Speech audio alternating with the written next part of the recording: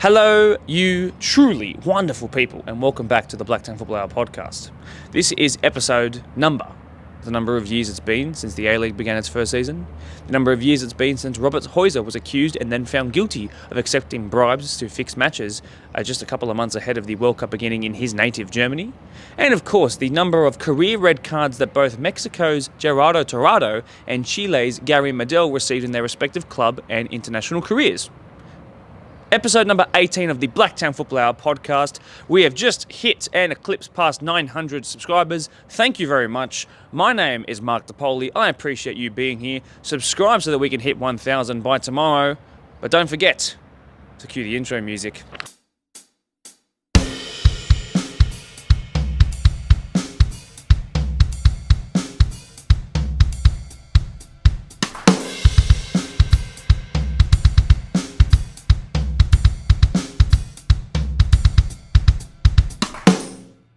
This week's Volunteer of the Week heads to Quakers Hill Park. For Quakers Hill Juniors it is indeed, and it is Craig Bennett.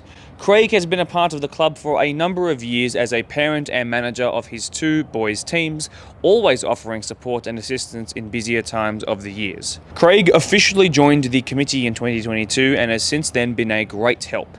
He and his boys are at the park each Saturday morning for setup. He has been marked as Mr. Fix-It, and he is always going to his car to find a tool to fix the issue at hand.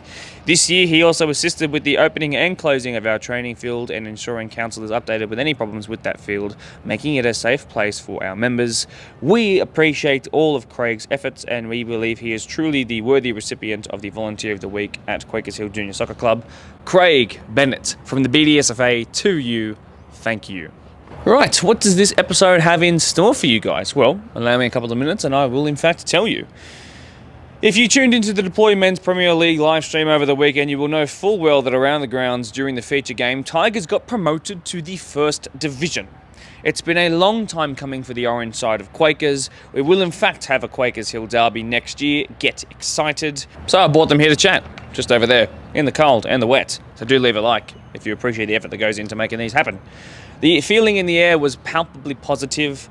There's been many people for Quakers to thank, and they did so, and they did quite well to mention so many names. It's a really wholesome moment in the podcast, so do tune in. It is the first one up, so get keen. It's coming soon. But stick around, let me explain the rest of the episode first. At the same time last year, while Quakers had dropped out of the promotion spots in the final game of the season, these two old enemies faced off at Glendenning. It also stopped Marion from achieving the club championship by the skin of their teeth. This week's Men's Deploy Premier League 1 match of the round features Doonside and Marion in what is set to be a barnstormer. You'll meet not one but two of the Dominici brothers that makes up the Hawks midfield, and the ever hilarious partnership of Shia and Kevin from Marion will feature right after that. It's a good couple of minutes with those guys. In the Women's Premier League, which also features a bit of Quakers this week, it's Quakers Hill Juniors versus Norwest at Quakers Hill Park. Both sides can actually jump into the top four if results go their way this week. After a pasting early in the season by Norwest on Quakers, the reverse fixture this Sunday will surely see a closer match considering both teams are in flying, high goal-scoring form coming into this one. So, stick around to see who talks the biggest talk, who bites off more than they can chew. I don't know what's going to happen in this one, but let's see if we can find a new member into the top four. Before we chat to the Roaring Tigers, let's go through some cheeky results up first. It's another frustrating day at home for the boys here, losing 2-0 and 3-0 across both grades for us Buttons men's. It's a tad bit of bad form at totally the wrong time of the season, which is unfortunate, but considering the player turnover we've had in the transfer window, I'm not surprised. We've just got to back them. There's a real chance for things to turn around this weekend against Mounties, though, who we had a really good sort of reverse fixture against earlier in the season, so let's keep our fingers crossed and supporting them. The girls, well, it was even worse, unfortunately, 2-0 and 6-1 across reserve and first grade in a frustrating afternoon that I was present at. And a really upsetting weekend all up. Right, off that glittering, sparkling, really positive note, let's go chat to the brilliant Quakers Hill Tigers. Fresh off the back of a wonderfully deserved promotion, I'm joined by a couple of members of the Quakers Hill Tigers community who are here to talk about all the great things that happen on their Saturday night and talk a little bit about next season, but of course cap the season as a whole. Byron, Ben Marsh, Brandon Kemp, and of course Club President Mark Steele. Got about combined 50 years in Tigers colours standing to my right, and we're here to talk about all things Saturday night. Brandon Kemp, you are a promotion clinching skipper. It feels good to say that, I'm sure. We've been here so many times talking about promotion between last year and this year, and I know last year was difficult in its own right, but now that it's been sealed, we can talk about it, and you can, bask in that glory, I guess. When that final whistle went, where does that feeling that sort of filled you up in that moment, where does that rank among all-time football moments for you? Firstly, thanks for having us again, as always. Honestly, it's no doubt the best moment for me. But yeah, as we said during the year, I don't like to give away too much. I'm a bit OCD with it, especially after last year. I don't like to sing till the fat lady sings, and the fat lady sang on the weekend. So, but yeah, when that final whistle blows, so many emotions, happy, joys, just relief. Honestly, literally I shed a tear just because of thinking about all the work that we've done over the last few years and all the commitment from all the boys. It's a special group of boys, and we got what we deserve. So we're looking forward to the challenge next year. For sure. Byron, I'll get you to go to the microphone. Welcome to the podcast finally. By the way, we've been trying to get you on for a little while. You've really helped launch the bid for these guys to go up after your lethality up top in recent years. You joined this group not knowing too many of them, and I'm aware of how fond you've become of this group, and I think the community that is Quakers Hill Tigers is a really strong one, and I think that's really helped you guys stay tight-knit and stay good throughout this year, especially off the back of the learnings of last year. For someone who's not been on the podcast before, how would you summarise your 2 years in Tigers colours, and how was last Saturday capped it all off? Thanks for having me. So for obviously scoring goals, creating goals is my job. I did my job. Everyone in the club does their job. It's just what we all do. But compared to other clubs I've been at, I can just tell the feeling, like everyone gets behind the club. Like you see the celebrations after. We had so many people there, like backing us up. Everyone on the field, we're all mates. You can see that we all play for each other. So when you have that at a club, it's just something special when you do something like this together. So. It's a good feeling. For sure. I've seen the reaction online come through as well, and everyone's changing their Facebook photos, for example. So it certainly means a lot more than just Saturday night football to some people. So it's been good to see, and I'm a big fan of what I've seen. Benny, you've been a 20 years plus servant of Tigers. You would have two decade-long jackets to go into your wardrobe now as well.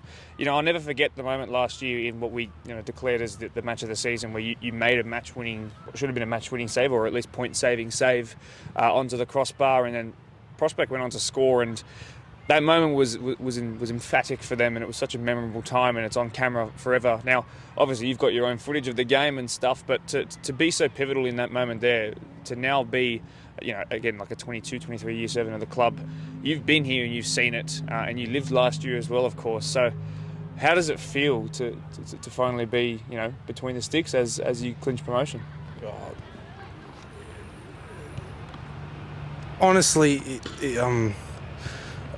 still lost for words. Like the work all the boys have put in the last 2-3 years to honestly finally get it after being so close last year. It was awesome feeling. You've been around enough to, I feel like I'm calling you old. I'm not, I promise, but he is old. He's old. To the squad. Compared to the squad, yes, certainly.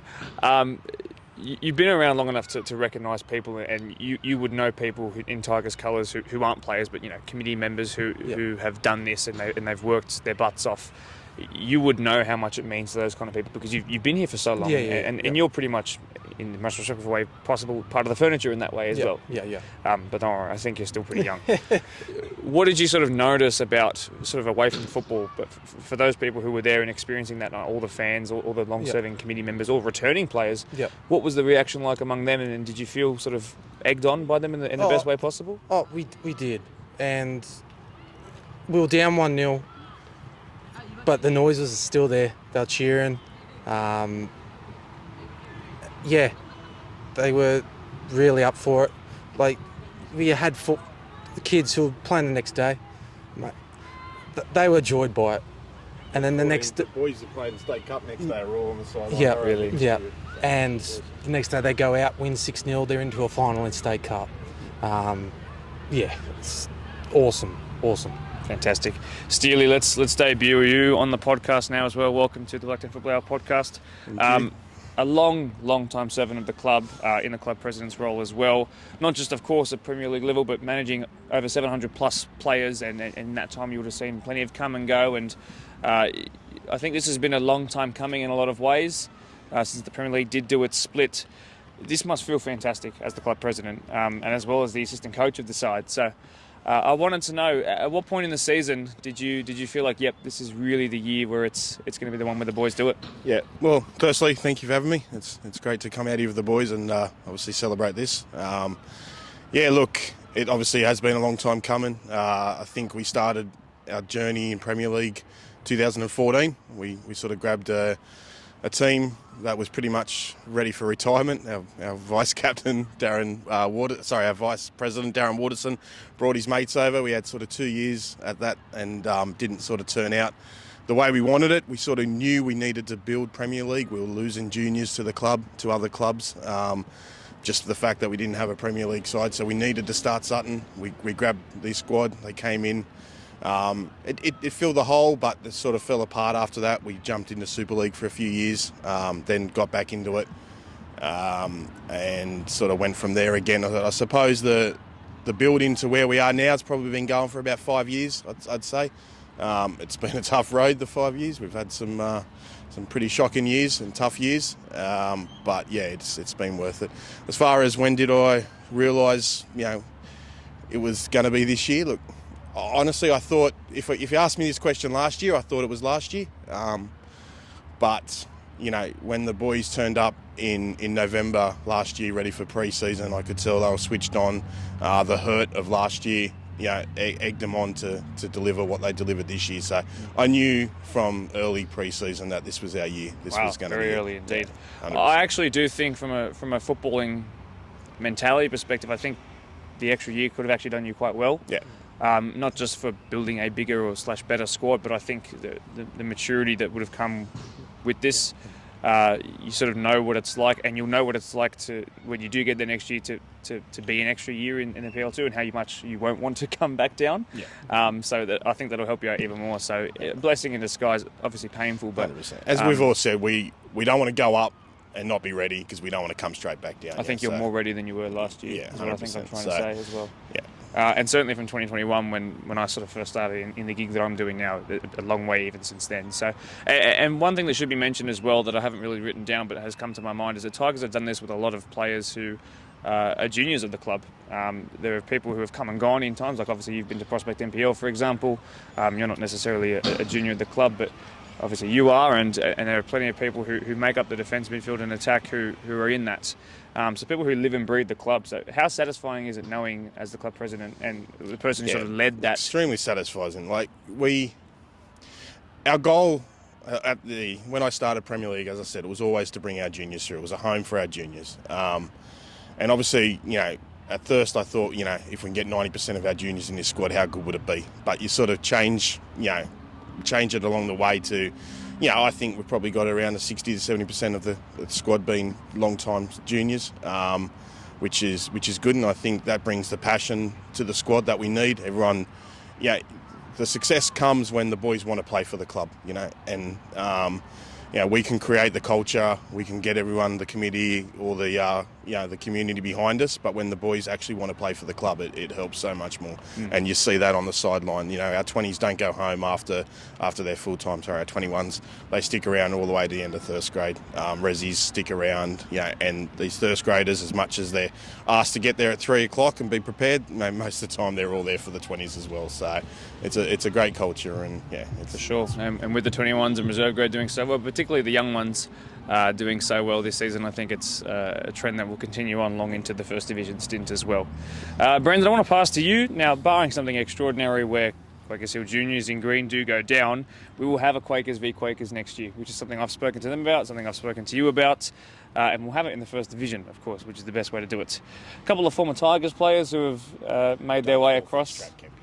It's all right, Who have made their way across the divide. I'm pretty sure we've got just as many that have played at juniors too. I think so too.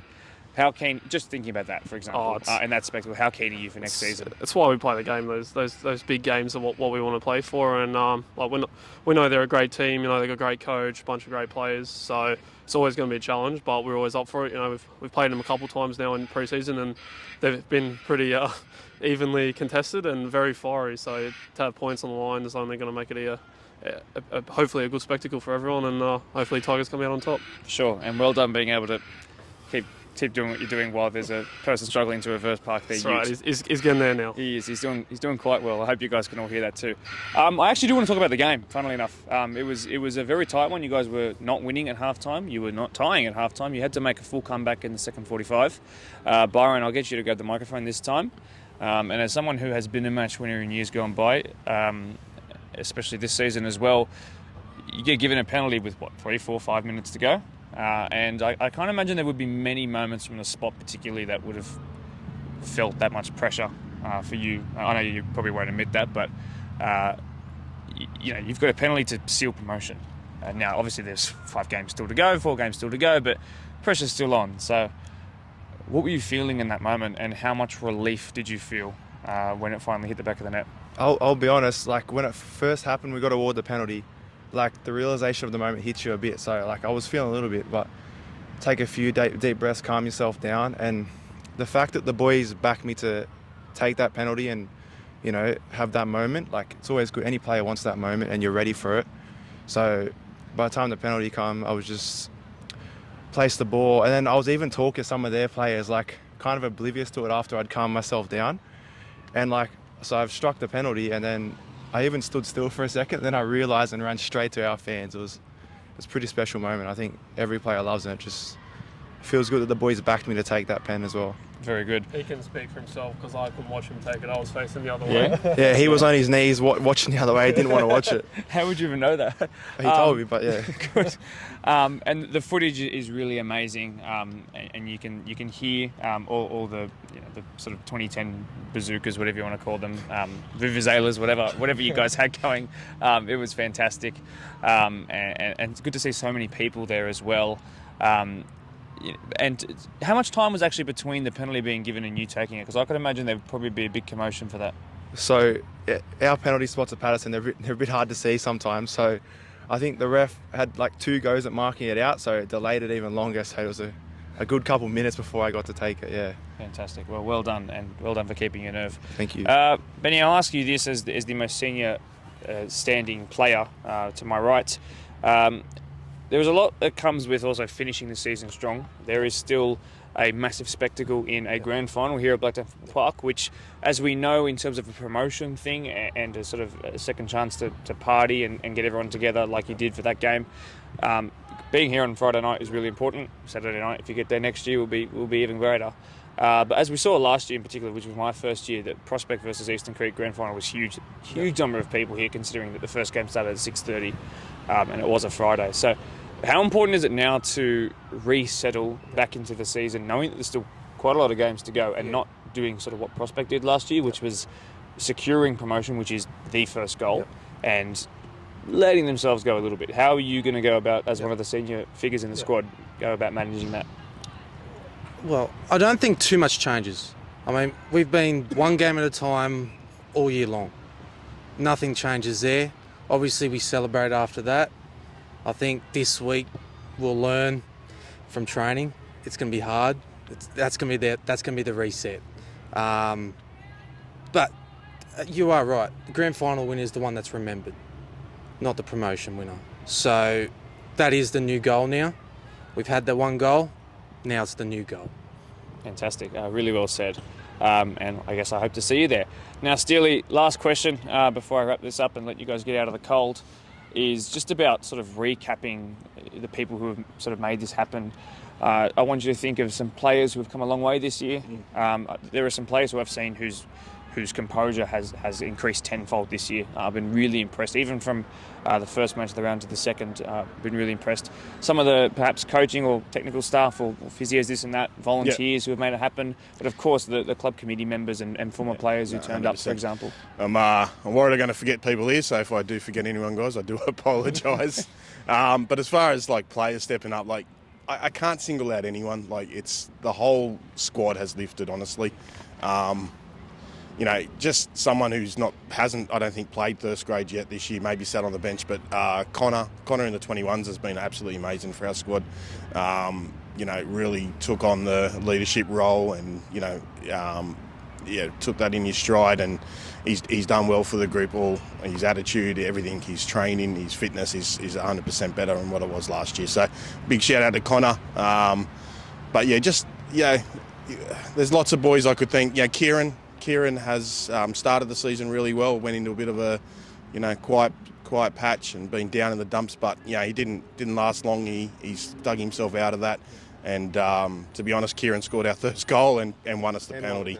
So, you know, a massive shout out to Kieran. He's just that older level head, and it just really helps us. But it's been a whole squad. Even reserve grade, you know, reserve grade still have to collect their points along the way. They've done extremely well. I think we've only had the 2 losses in resis, so they've collected. They're still sitting on top of the table, so they've collected their points that have all calculated to being promoted. So it's been a massive effort from all. Thanking people, lots of people to thank, guys. As I said, you know, last 10 years we've been going at this, so there is lots to thank.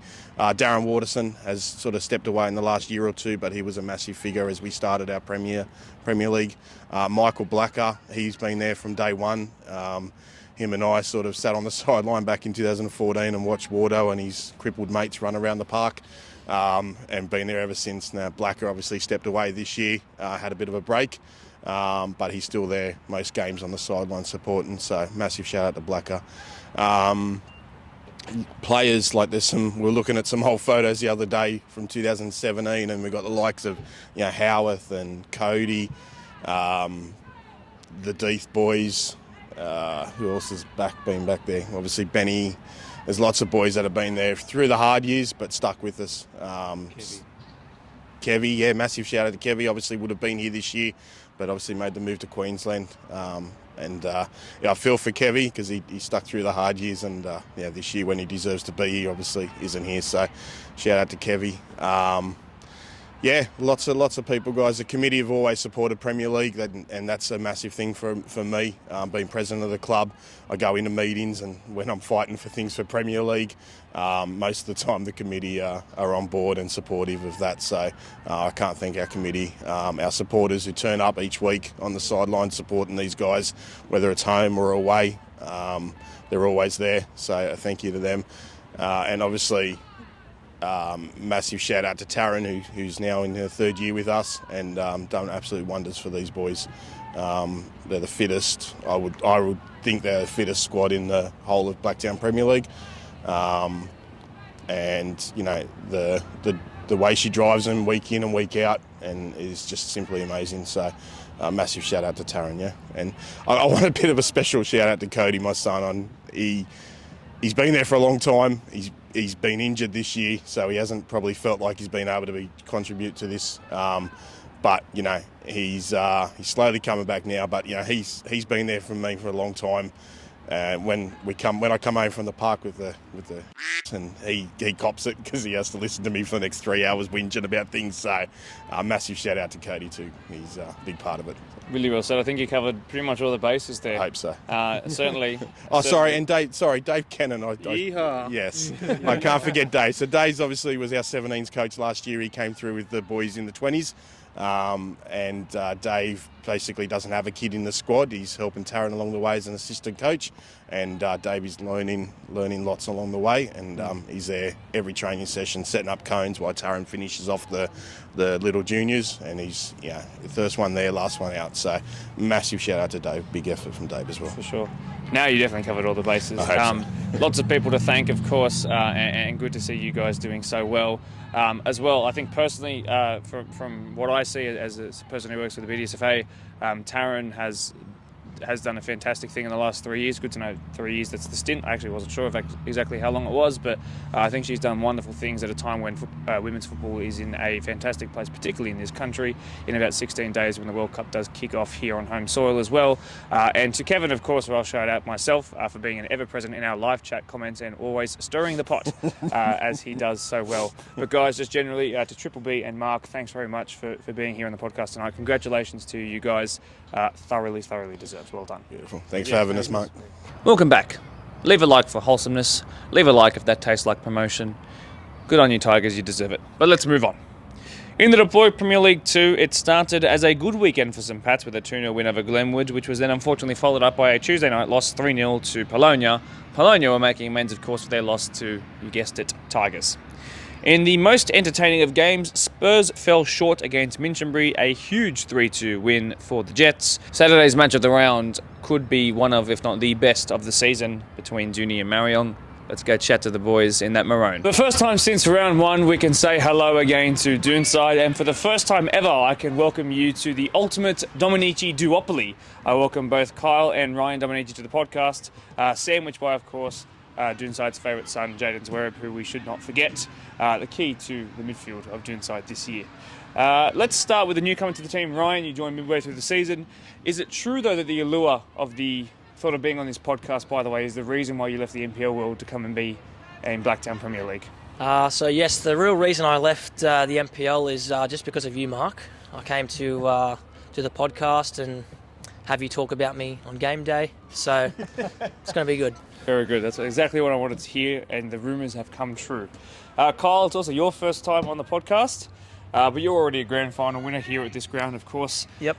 Tell me how it's been playing alongside your bro. Have you guys done it in years gone by for other teams, and has it sort of felt the same and felt this good? I think this is the first time properly. Yeah, it's great that he's here. He brings a lot to the squad. He's a key number 6. He's good, putting those balls in behind, and yeah, he's really welcomed at the club. Good. If he is a key number 6, who is the key number 6? Is there like a standout, by the way? Do you ever? I'm not answering. Well, Ryan is probably the better 6, but I'm probably a more maybe versatile player, so I can play a few more positions. Mm-hmm. But he's probably more suited to 6. Very good. Jayden, let's get a bit more serious now. I'll get you to grab that microphone. Now, we'll go straight into the difficult stuff. So, the last 3 games have rendered just 3 points from an available 9, and 3 draws in a row. It's kind of allowed Marion to jump away and pull ahead a little bit. Now, you were a Doonside player back when Marion and Doonside was a very big rivalry, and as Marion would have already... Marion will be second in this podcast, but basically what Marion is going to go on to say is that because of the personnel changes, the rivalry doesn't mean as much anymore because most of them went to Ponds, of course. But can you remember and sort of recall what Doonside versus Marion was back when you're sort of coming through the system and how big of a game that was? Honestly, Mark, apart from personnel, not much has changed, to be honest, apart from maybe 1 or 2 years where, we were rebuilding. But Marion Doonside, always a tough game, always a dogfight and very unpredictable. You don't know who's going to win going into it. You just got to turn up on the day and the 3 points is there for the taking. So, sure. Yeah. Kyle, I'll get you to grab that microphone now as well. Let's throw back to the very first match of the round for the PL1 of the season, which was here at Blacktown Football Park. It was a stalemate 0-0 between yourselves and Ropes Crossing. Now, they've obviously changed quite a lot. They've had a change of coach and they've had some new players come in, so they're quite a different team now. But that game in particular probably wasn't the most entertaining 90 minutes I've ever watched in my life, to be perfectly honest. But you guys were still finding your feet with an entirely new front line, for example, and new fullbacks, this and that. So sort of what can you recall from that game? Because you dropped in and played centre-back for about 30 minutes as well. So Yeah. I think in the first half we definitely dominated them. And I think we just really got unlucky with not putting away our chances because I know we had, it was so long ago, but off the top of my head, we had 5 pretty good chances to score and just didn't happen for us. But I think we dropped off a little bit in the second half, but definitely in the first half, I think we were all over them. Yep. So. Yeah, absolutely. Ryan, now, just because you're a newcomer to the team doesn't mean that you can't give an answer to this, but with the last 3 games being 3 draws, it's sort of put the minor premiership really sort of out of your hands. Now, sort of what's been the issue in the last couple of weeks? Obviously, when you first came in, things were flying quite well, but there haven't been as much in the last sort of 3 game weeks. So what do you think it has been? Has it been an issue of scoring goals, finishing chances? Has it been a couple of sloppy errors at the back? What is it? I wouldn't put it down to not finishing chances or the defence or anything in particular, but it'd more just be moments of complacency, you know, throughout the whole squad. But at least we haven't given away points in a sense. We haven't taken 3 losses. It's been 3 draws, so we can look at it in a positive aspect that way. But we are looking to go forward this weekend and win and get that win streak happening until the end of the season. It's probably a bit hard to catch Mariong now, but we're looking more towards the final series and taking home grand final winners 2 years in a row. So that's, yeah. Very good. You've clued him in quite well. He knows the history of what's happened. So someone's certainly been watching. Jaden, I'll get you to grab that microphone now as well. So obviously a draw to Ponds, considering that they're coming back to their sort of full personnel list, is certainly an admirable one. They've been in good form recently as well. But more or less to the other 2 teams that you did draw to wasn't as great. But like you said, you want to get back to that winning streak. So having spoken to Mariong, having done my own maths and having listened to their version of the maths as well, pretty much it's now in their hands over the next fortnight to wrap up both the reserve grade, first grade, minor premiership, and then the club championship as well. So it's up to you really to put at least a dent in or a spanner in the works and sort of stop their momentum. It's unlikely that people will catch them in either 3 of those departments, but you could at least put a stop to it and kickstart your season in a way. So how important is it for 𝘧𝘪𝘯𝘢 to actually show up this weekend in the match round at home and put a dent in their title push? Yeah, look, even that stuff aside, like, I think it's important for us as a squad to turn up this week, especially after the last 3 draws, and show what we can do and prove to everyone that, you know, 𝘧𝘪𝘯𝘢 is still a force to be reckoned with, and we're not in a slump, and we can get those 3 points against those big teams. So that's probably more what it's about for us. But you know us, if we can get in the way of someone, then we're going to get in the way. So for sure. Yeah. Now, Ryan, were you happened to be playing in the last game between you 2? Do you remember? It was a 5-1 against you guys. So were you not there for that game? No, I wasn't here. Okay. I'll ask you the next question then. I'll get you to pass it to Kyle. So now I know you've been missing for the last couple of games, but were you present in that 5-1? Yes. Did that sort of scoreline reflect the performances of the 2 teams, or was that not maybe as it seemed, or was it just a bad day? Mariong definitely a tough squad. Not going to give any excuses. You know, we could have done better. I will say that we were down a few players. We had 2 of our strikers out. Nick Couchy was injured in the second half. Our right back missed the game because he was red carded the game before. So yeah, we were down about 4 players. No excuse though. But you know, all we got to do is just think about winning. You know, we don't want to even think about drawing. Anything less than a win isn't acceptable for us. So very good to hear indeed. Very resolute. Jaden, I'll get you to grab that microphone now. You would remember this best because I know what you're like, and you're very obsessed with the game in the right way, and certainly with your club. With the reserve grade sitting outside of finals, it's really sort of all on the first grade to bring back some silverware this year.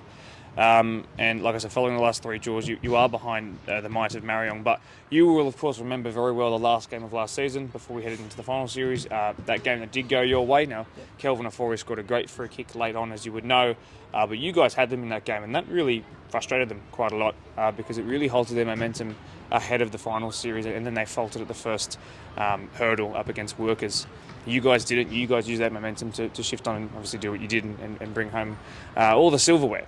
So what do you sort of remember about that game? Because I do want to talk about it because it was the last win for you guys against them.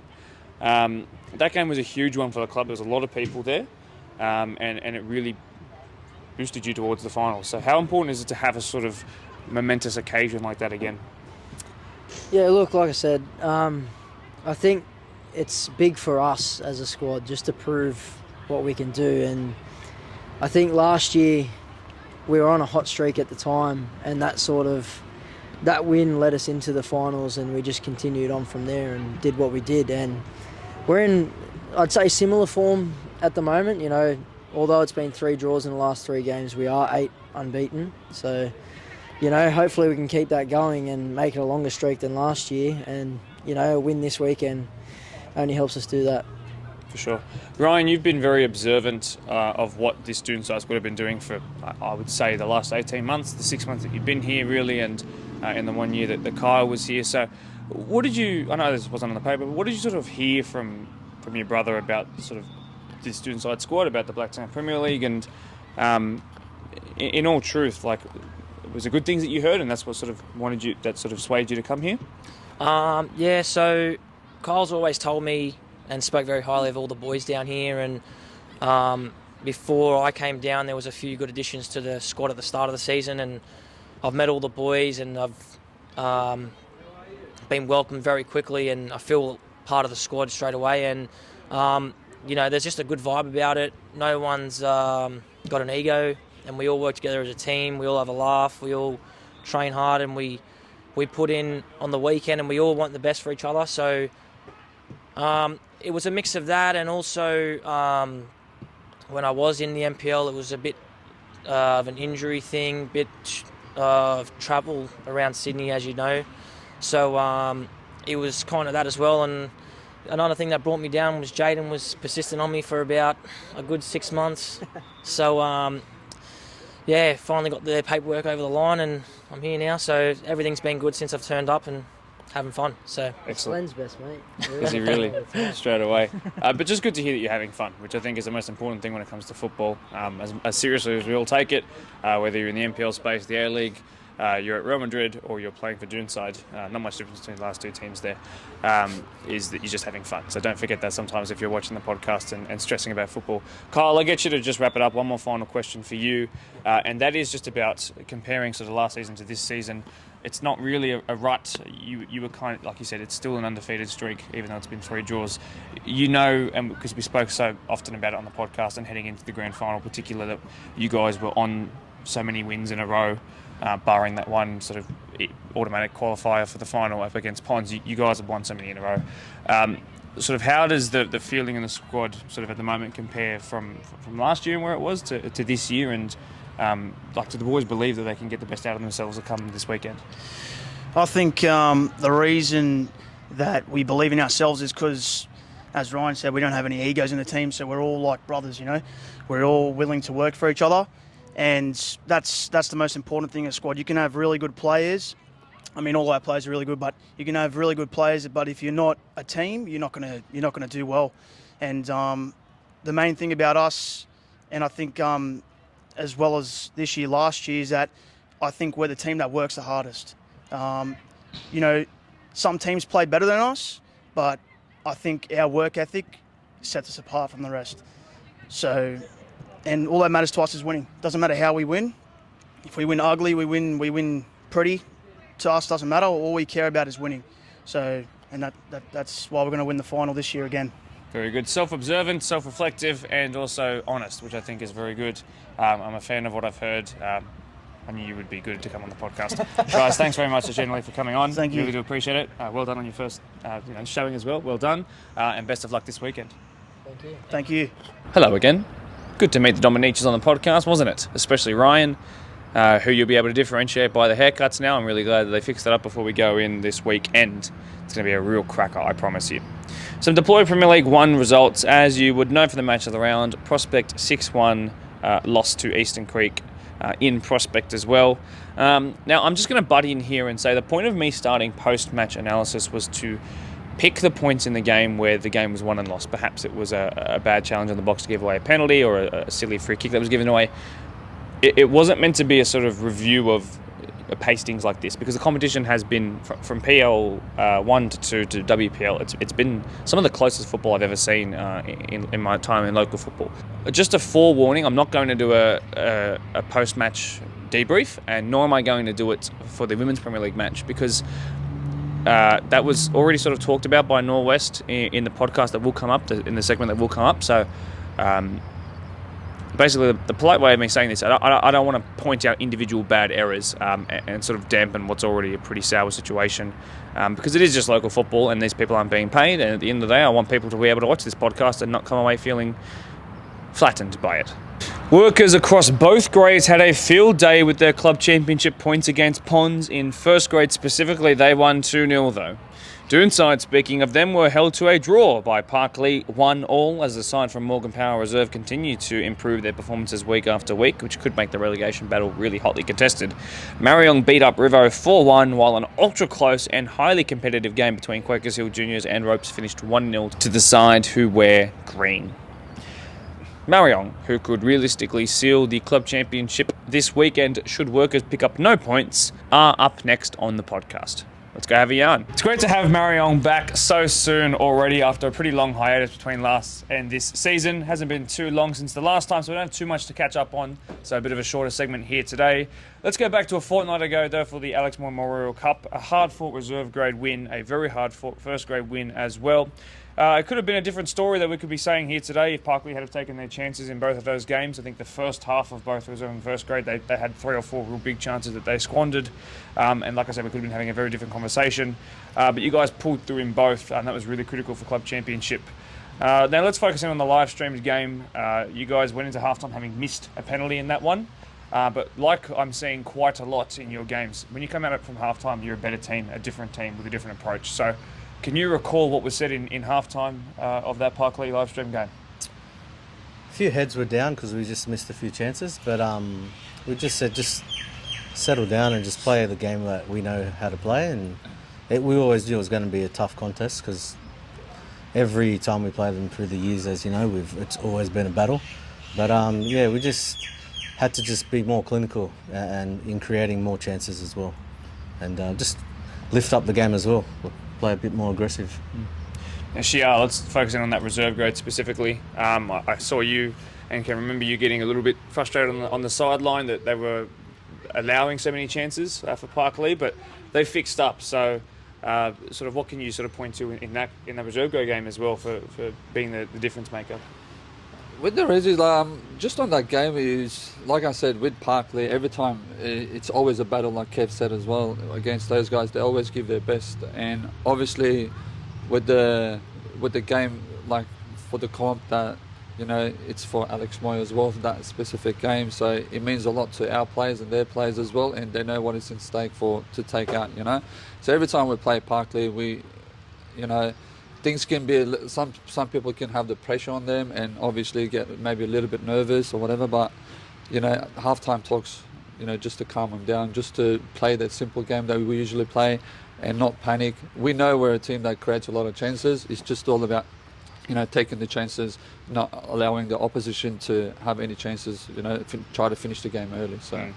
We saw that first grade game in particular get a bit heated at one point, but it was good that the players were mature enough to calm down. But obviously it means a lot, and Parkley are fighting for their own survival this year, so it was understandable. But, you know, good to see that people are passionate about you know, what they're playing for, and it means a lot to them.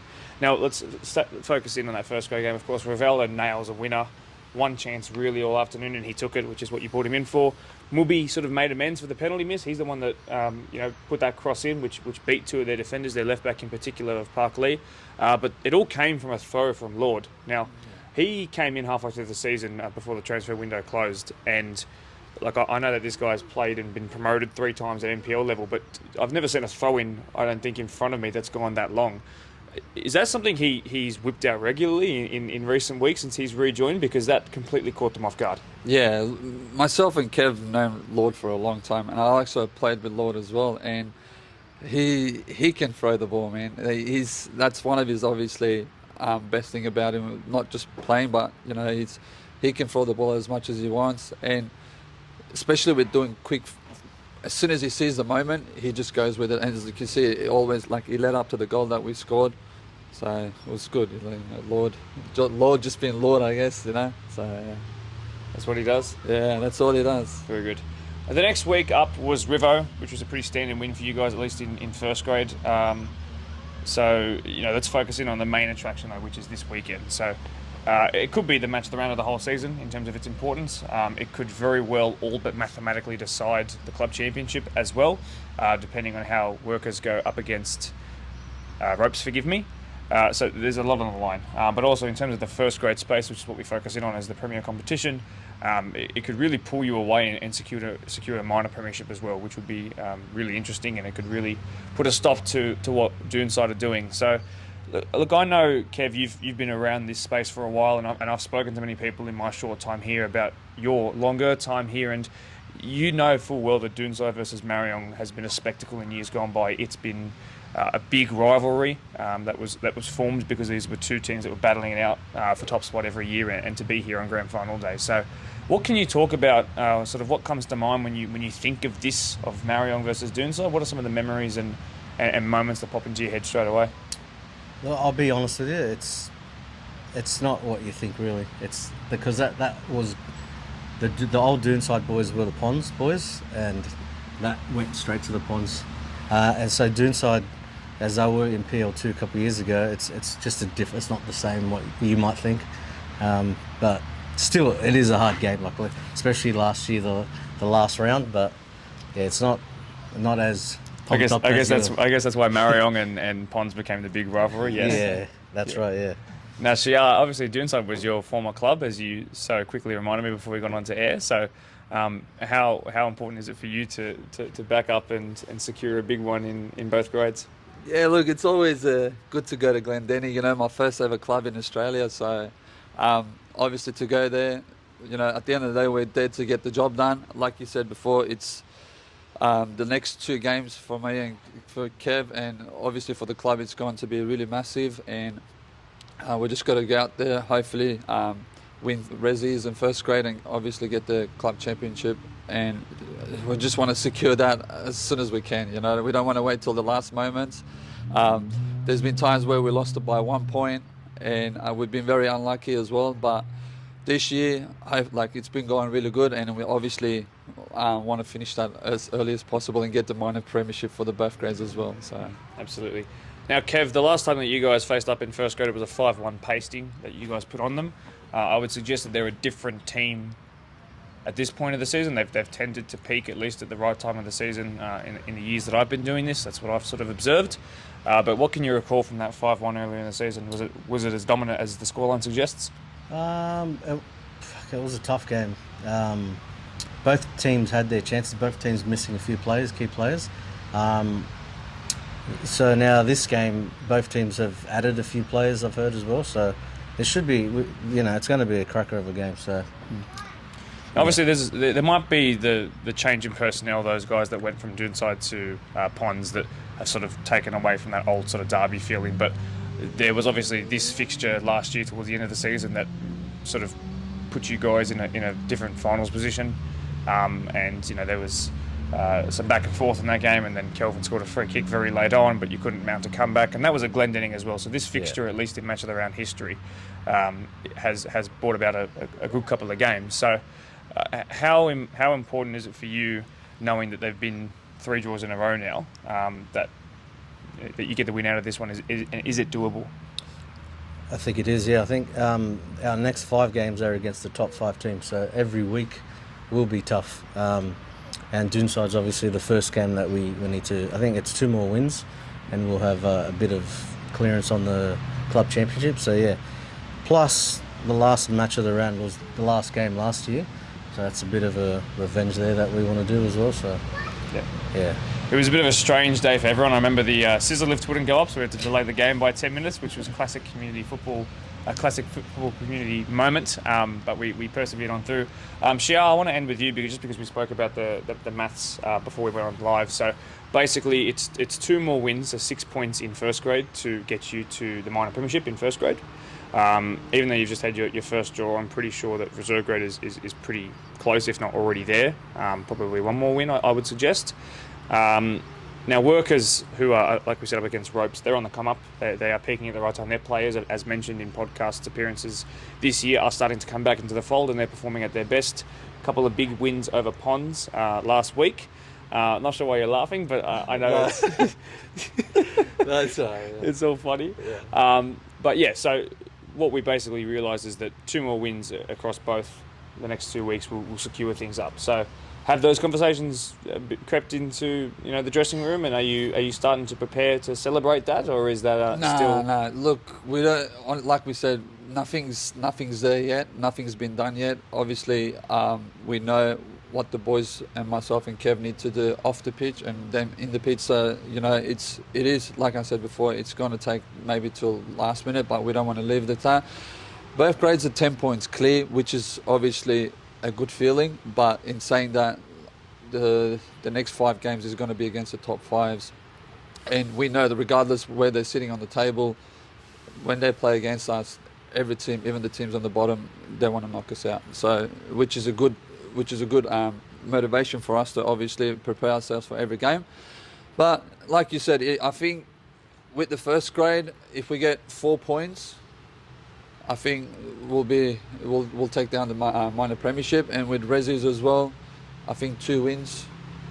Likewise, obviously depending on other results, but I think 2 wins for us will the minor premiership will be in the bag as well, and hopefully at the same time the club championship will be secured as well. So it'll be a real test of character to see how Marion can handle if and when they do seal the minor premiership in the club championship across both those grades, and then both together, how they will approach the rest of the season heading into the final series. They've obviously got a bone to pick after last year and how it went. They're playing the top 5. It'll be a good team to keep an eye on as we head into the back end of the season. As always, boys, thanks very much for featuring on the podcast. Very well spoken as always, even though you started laughing at some random point. And good luck this weekend. Thank you. Hello again. They really make me laugh, those two, don't they? Despite hosting Manly, it wasn't really a great day out for our AYL sides. The 13s lost 7-0, the 14s lost 3-1, the 15s lost 1-0, the 16s went down 4-1, while the 18s got the result of the day, winning 2-0. As always, head to our Instagram, Blacktown_football, or our Facebook, BDSFA, to check out what each of those results mean in the context of each age group's respective season. It's always good. Go and check it out. Let's go back down Knox Road for a chat to Quakers Hill, this time the green side, and chat to the 2 combos from juniors.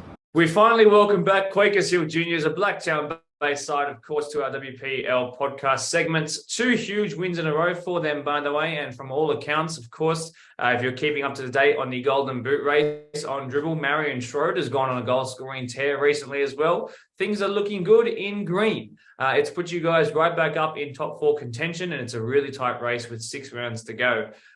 First of all, welcome back once again, Mario and Jamie Tumbo, to the podcast.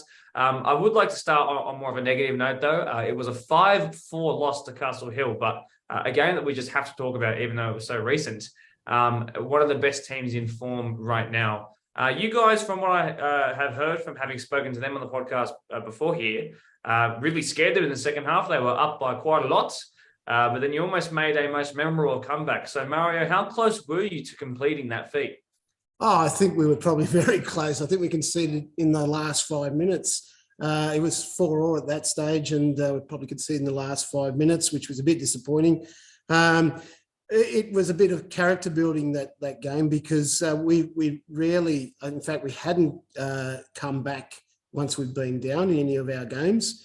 We've always led most of our games, so that was the first game where we could truly say we were down and almost out. And to the credit of the players, I mean, they came out in the second half and put on a bit of a show. And we got some good goals, but conceded a couple of sloppy ones towards the end, which probably, that was a bit disappointing considering the effort. But couldn't fault the effort. And I think they've gone from strength to strength since that game. And maybe that was a little bit of a turning point, maybe a bit too late, but we'll take it anyway. So sure. I mean, it might not seem like much, but you did win the second half in that game. If my maths is correct, I think you were down 0 at halftime. So to come back was really good.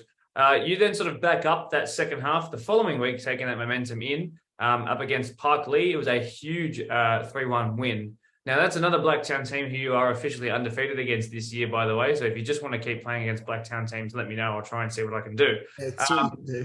Was it a convincing victory for Quakers in that game over what is a really strong Park Lee side, would you say, Jamie? Yeah, I mean, for us, we were sort of down on players, and it was a bit nerve-wracking going into the game. But I think after that game against Castle Hill, I think something at that halftime just sort of clicked with us, and we sort of sort of gelled together, and we really wanted to win because we knew Parkley were a good side. And I think, you know, we sort of put all our efforts in, and sort of once we got up on goals, we just, even though we had some injuries by half time, we just sort of defended that sort of victory and made sure that we got the win at all costs. So I think we worked really hard, and we sort of deserved the win based on how hard we worked. Yeah, absolutely. And even just looking at the table sort of from a week ago, and I know we can't adjust that with the technology that we have, but a week ago it looked like that entire top three was broken into, and there was teams moving up into it, and Parkley looked like they could drop out, and you know, and to then go and to beat them was fantastic. So you really breaking up the table, and I think it really is a push for anyone's game for the finals. You then take that, like I said, into the most recent game, a 3-2 win over Marion, another Blacktown team, like I said, that you're undefeated against this year. Now, the scoreline might suggest that game was 1 goal closer, but is that a fair reflection of the game? No, I don't think so. I think we were a bit unlucky in that game. We conceded 2 set-piece goals. We had a goal disallowed. A few things didn't go our way, but, you know, that happens in football. You know, you sometimes get the rub of the green and other times you don't. But look, I think, you know, the stats don't lie. We've actually probably had more possession than all the teams we've played in the last five weeks. So, yeah, I think if we would have dropped points against Marion last week, I'd been pretty disappointed because we deserved to win. We were 2-0 up. Should have been probably 3-1 up at one stage, but the goal being disallowed. So yeah, look, and we did score at the end, which was because looks like it was going to be a 2-2 draw, and then we scored in the 89th minute. But yeah, it was more than well deserved because we had dominated the game, I believe, and anything less than 3 points would have been a bit of a disappointment. So. Good. I don't mind hearing a team actually say that they deserve to win and put that marker down. I think that's a good thing. And thank you for being brave enough to do that. Damien, I'll go to you. I'll see if you can back up that talk. But more difficult, the question I'm going to pose to you is the last time that you faced Norwest, who are your match of the round opponents this weekend, it was a 4-0 drubbing, to be honest, at Bernie Mullane in what was a bad day. So can you recall... I'll sort of give some context because I remember, but both times that we've been leading into a Norwest game, a match of the round, they've been in really good form. And so they seem to turn it on whenever they know that the cameras are coming. Both times they're then lost in the match of the round. So heading into that game, you're one of the teams to sort of hit their rift. What went so wrong that day? Yeah, I mean, that game we played against Norwest, again, we had a couple players out. Our main player that was out was our goalkeeper, so we actually had a fill-in keeper. I think too, we sort of had to change a lot of the positions around to suit who we had. So we had a lot of our main back line out, and we sort of had to restructure people and put people in positions they probably weren't comfortable with or hadn't played before. And I think just sort of not having that gel between the team and knowing how the positions worked, we sort of didn't keep the high line that we would have liked to playing up against Norwest, and they were just able to break through and create those gaps. And one of those girls who I think ended up scoring all 4 of the goals, just absolutely, she tore through our defense because she could work out and read sort of our back line. And I think going into this game, you know, we sort of will hopefully have our players back and you know, we can sort of work towards that and sort of make sure that we can position ourselves and work to our strengths. Hopefully, and if you are keeping an eye on the Golden Boot race on Dribble, you would know that she is certainly up there and is Marion's competition, for example. I might throw in an extra question to Norwest about her, by the way. So yeah, very interesting indeed. But good to know that it wasn't, you know, you had your strongest 11 and you actually just played poorly.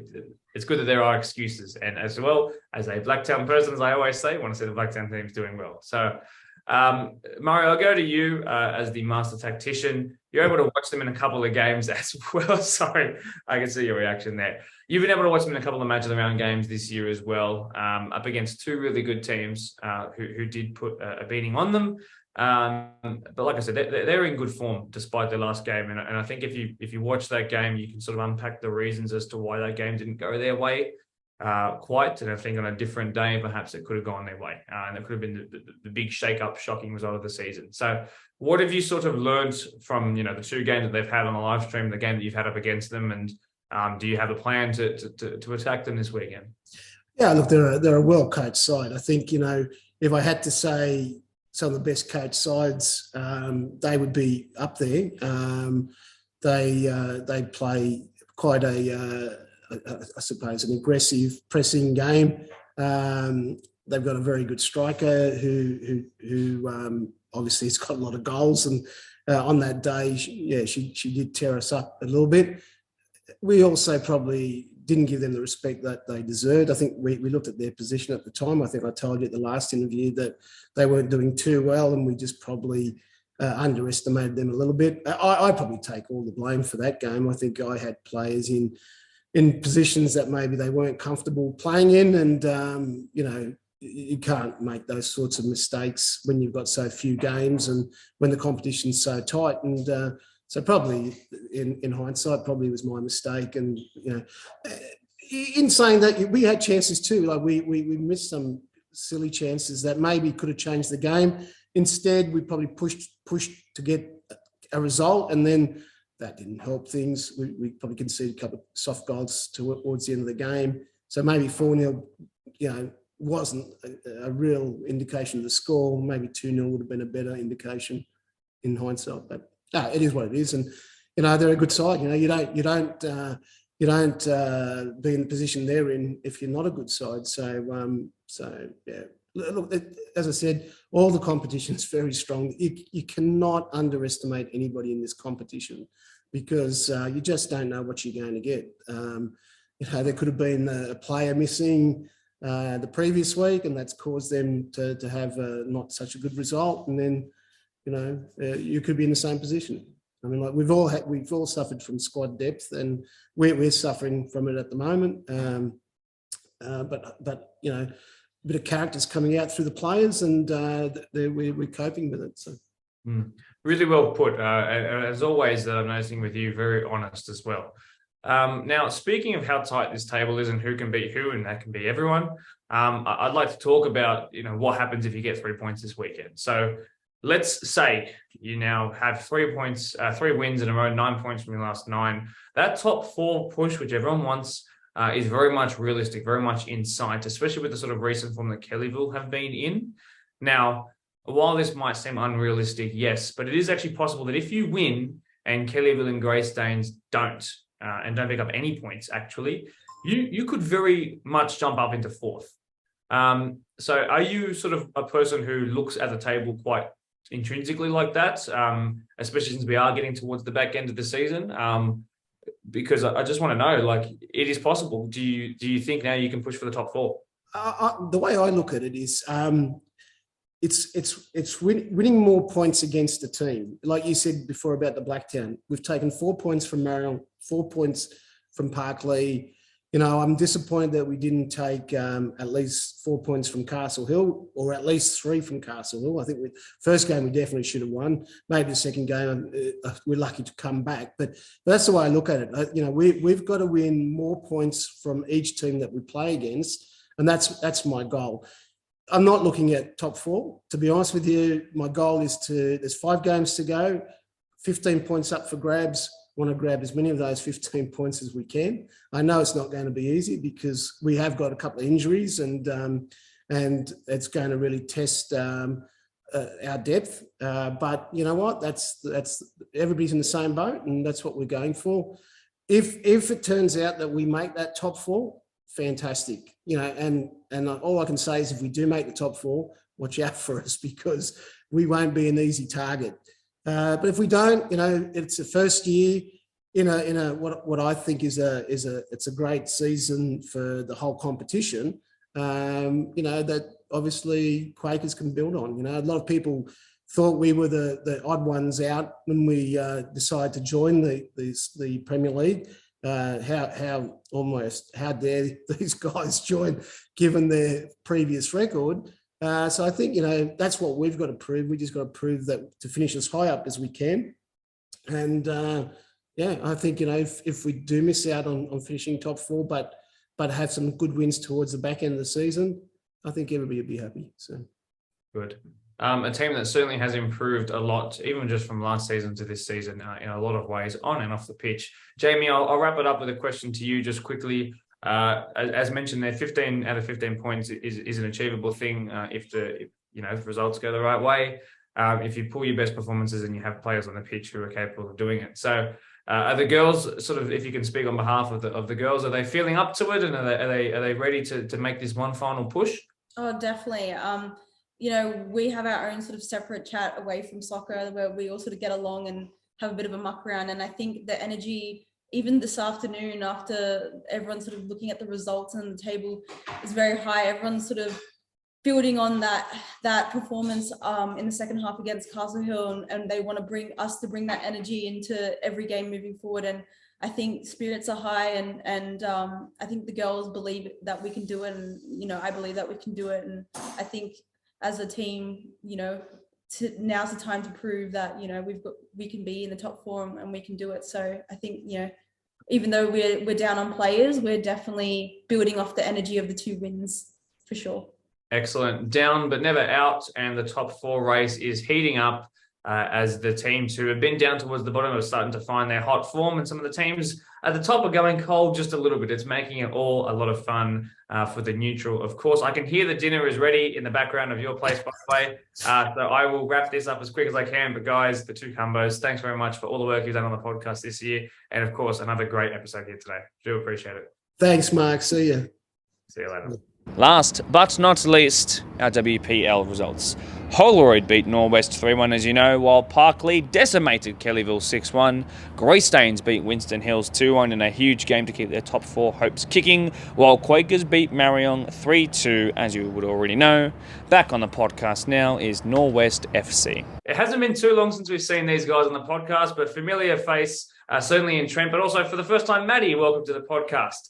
I'd like to firstly apologise for not uploading the thing properly last week. It just didn't work. Technology has a vendetta against me, apparently. But let's not talk about that too much. I want to focus on the match of the round, and we have a little bit to catch up on, but not too much. But I guess we can use this time to meet Maddie. Just guys, generally, thanks very much for joining us here tonight. Thanks very much, Mark. Good to be back. Didn't realise it would be so soon. Yes, neither did I until about 10 a.m. this morning. So, but a welcome surprise, certainly.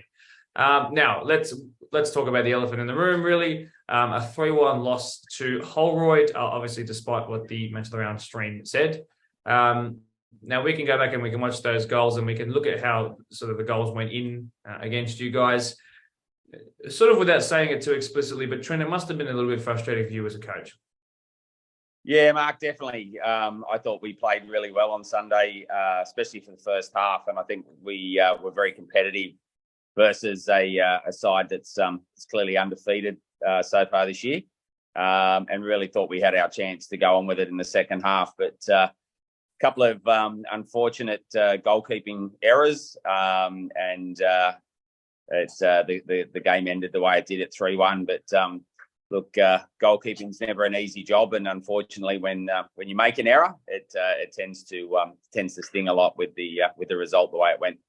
Yeah, and as a goalkeeper who wasn't all too sort of clash hot myself, I know how bad it can be to let goals in when you think you should do better. So my full support goes to her. I know how difficult that is. It's probably the hardest position in all of sports, and a chance to reprimand that this weekend. Now, Maddie, I'll cross to you for the first time in the history of the podcast, so welcome to it once again. But I think in a lot of ways you deserved points from that game, whether it was 1 or 3, although they'd be up to you. You scored a goal which came through your fantastic press, which I have noticed from this team, and Quakers Hill have noticed as well, as you'll see go up on Thursday nights. But out there in the middle of the park, did you feel like you're sort of matching it with the best team? And did you feel like maybe on another day you could have had the points come your way? Yeah, I definitely thought the game was very competitive and played well from both sides. I think, like Trent said, we did fall asleep, which I think we've said before a little bit, and they did use those moments. But yeah, I thought for most of the game it was very competitive and we were matching them. Yeah, absolutely. Trent, just sort of a continuation of that, a similar question for you. I think you found a way to nullify them in a lot of ways, and I think in a lot of ways, I should say. And I think you had them worried at times. Now, they're a team who have gotten their points because they're a good team, yes, but they're also a team that have done, had a little bit of luck go their way at times, and perhaps on a different day the ball bounces differently. Who knows? So I think you had them worry considering the form you've been in. I think you would have had a lot of positives to say to the girls in the dressing room after, for example. Would that be the case? Yeah, Mark, I think there were a lot of positives. I think once the disappointment started to dissipate a little bit, I think, as you say, for the first probably 35, 40 minutes, we were very competitive. And I think in some regards, we probably dominated large parts of that first half. We pressed really well. We defended really sharply and created some opportunities through that.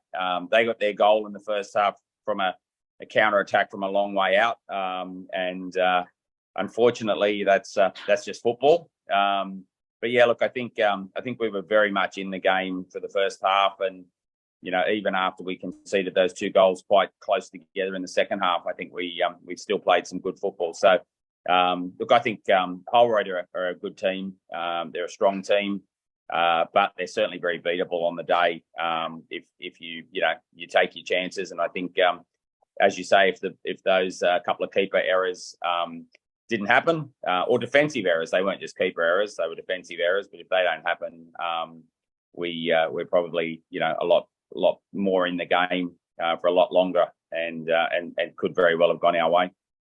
Yeah, I think that's exactly right, and very well said too. Matty, I'll go to you now. Like last time you played against Quakers, you put them to the sword. Really, you won 4-0. I know it's a bit of a throwback, but this is what we do on the podcast. So what do you sort of remember about that game? I can reveal to you that they think that they had a couple of players missing, and on a different day, perhaps this time when they have some players back, it'll be different. But at Burnham Lane, it was a pretty dominant performance. I think the scoreline would suggest that too. Would you agree? Yeah, I think so. I think the game, from what I remember, was really good. I think it was also one of the games where our team sort of came together and gelled for the first sort of maybe time in the first half of the season. But yeah, from what I remember, it was a really good game. Excellent. Now, Trent, just because I've had you on so recently, just a quick segment this week. Now, let me sort of do a bit of maths with you here, if you allow me. So if you overcome a difference of 10 goals in the goal difference tally, you could pass Kellyville even if they do win themselves this weekend, should you find 3 points as well, of course. Now, they haven't been in the greatest of form, and I could guess that it is due to personnel issues. They've been, as I said, they've been struggling with their form. But you could very easily jump into the top 4 with a win this weekend. Mind you, as could Quakers if some, somewhat unrealistic results do go their way. But there is room, and it shows how close this table is, particularly in the sort of second or third last. So it is very, very close. Are you wary of how tight it is around that 4th spot, and that you could, strike while the iron is hot and actually jump up, and perhaps you could look to stay there? Is that crossing your mind at the moment?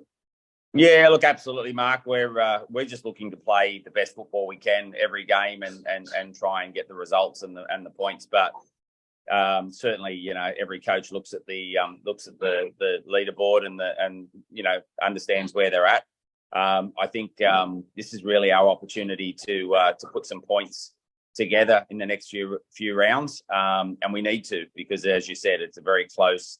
Holroyd's a long way out in front, but then you've got sort of 3 or 4 teams that are very close together, and we need to really make the most of the next few games and secure as many points as we can to put ourselves in the best position we can. Exactly right. And again, very well said. Like I said at the start of that last question, just a quick segment this week just to catch up about the game and then look forward just a little bit. But as well, Norwest, big fans of the way you guys play and the way you guys hold yourselves accountable on this podcast, and I think it's really good to hear. Just generally, thanks very much for featuring on again, and I wish you the best of luck heading into this weekend. Thanks very much, Mark.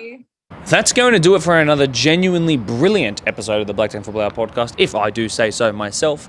Episode 18, which means we only have 10 more Volunteer of the Weeks to go. So feasibly 10 more episodes left of the season. Strange feeling. So that means we will go beyond September. So you will have content after, as we did last year, of course. But if you want the content to keep on coming, please remember to hit the like button, hit the subscribe button. We are less than 100 subscribers away from me doing the intro of the podcast one week. Once we do eclipse 1,000, sprinting. which, you know, you want to all see. It's going to be a strange one. So make sure you press subscribe.